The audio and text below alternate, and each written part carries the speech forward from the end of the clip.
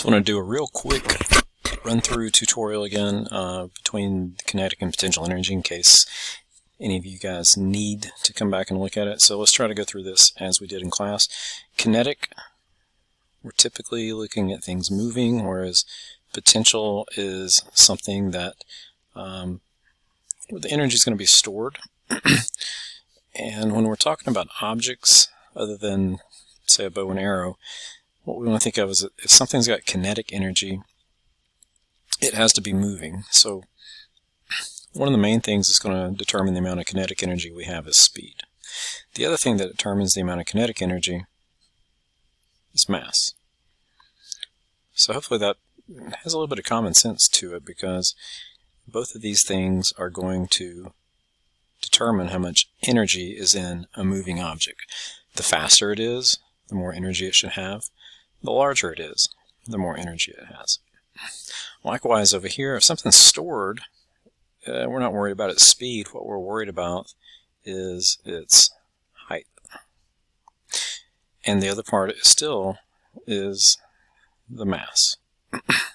So the larger something is and the higher something is, that's going to determine its potential energy.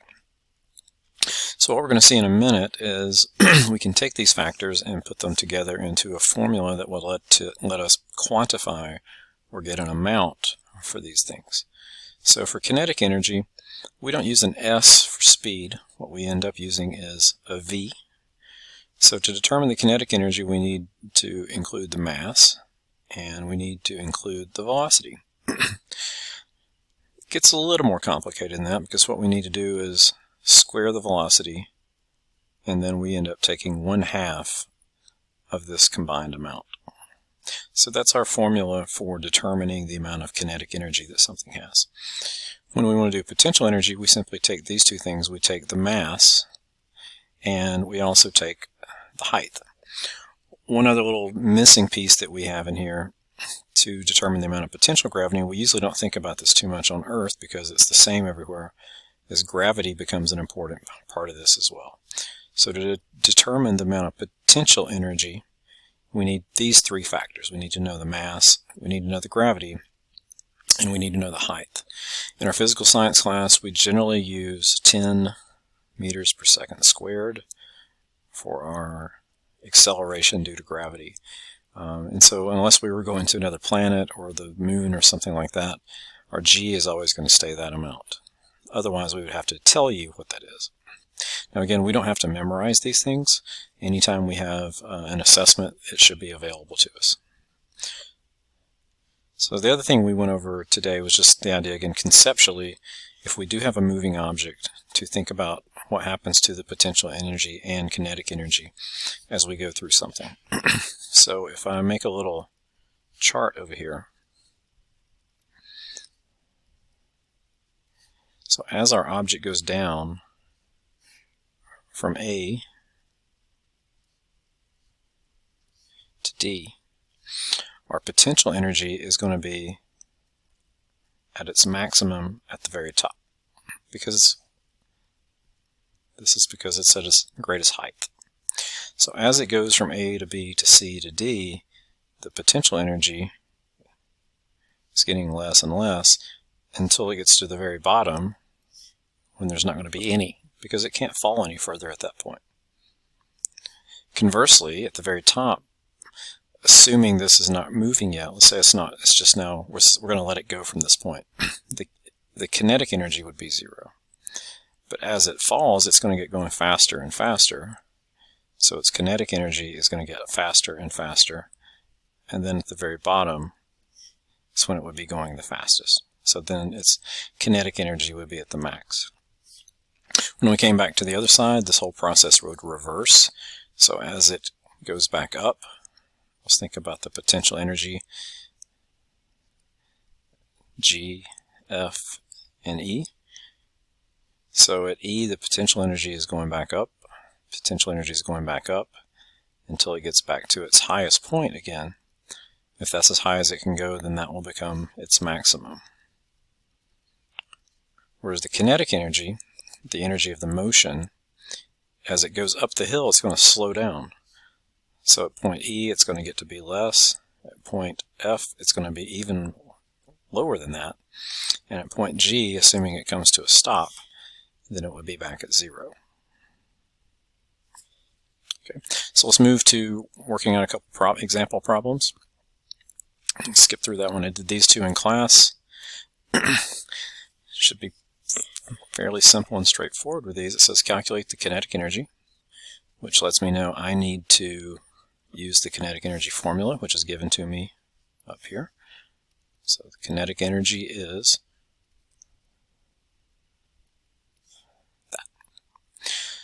So we know the mass is 2,900. So we can plug that in for M.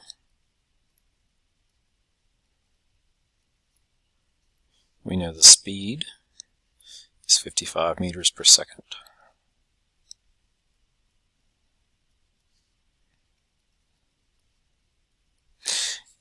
We just put all this into our calculator and let the calculator do the work. Now, the place where people have issues in possibly getting the wrong number is if you have a calculator that does not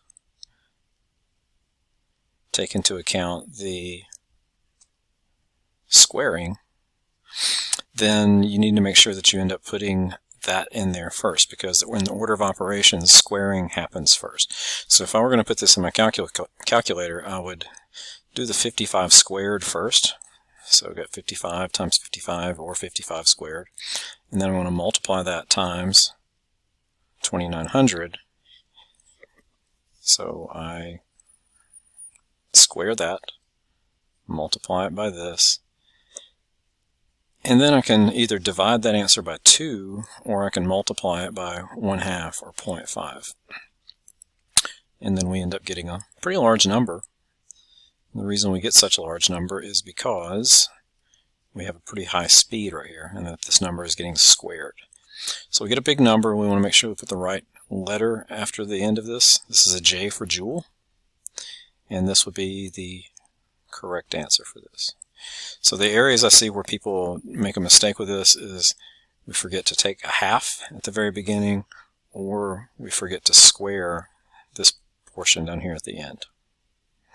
So what happens with the kinetic energy is, just think about this. If we increase the mass, we're going to increase the energy.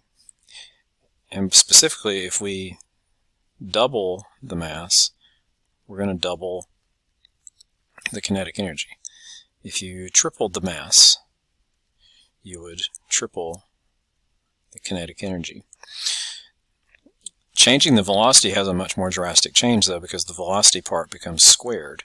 So if you double the velocity, that actually makes it 4 times bigger. Why? Because we have to say 2 squared.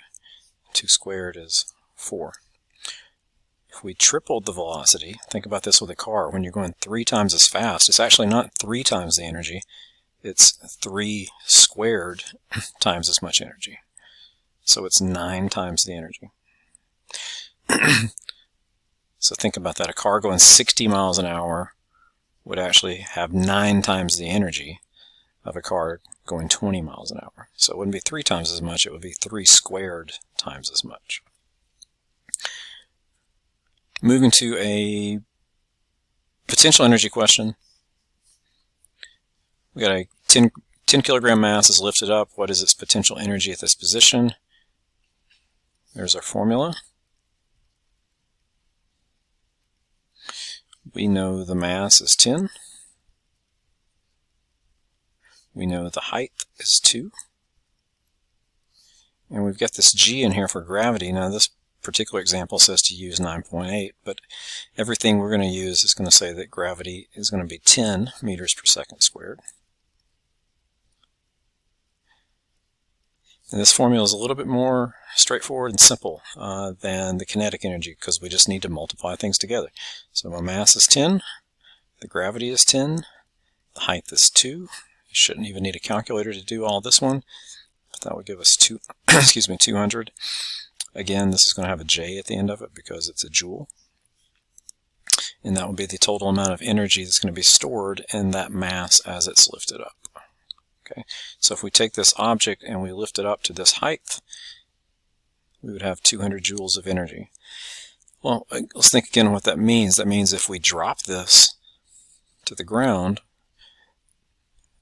the instant right before it hits the ground, it's going to have 200 joules, but not 200 joules of potential anymore. It would have 200 joules of kinetic, because the law of conservation of energy says that this amount of energy would be changed as it falls down to the bottom. So in order for us to get more kinetic energy at the bottom, we would need to raise it up higher to make more potential energy at the beginning. Also notice the mathematical relationship here. Since there's no squared, or there's no halves, or there's nothing on here, anything we do to any of these variables is going to have a direct effect in the energy over here. So if we double the mass, we would get double the energy. If we doubled the gravity, we would get double the energy. If we double the height, we would directly double the energy. Or if we cut any of these things in half, we would get half the amount of energy, which is the relationship we have there.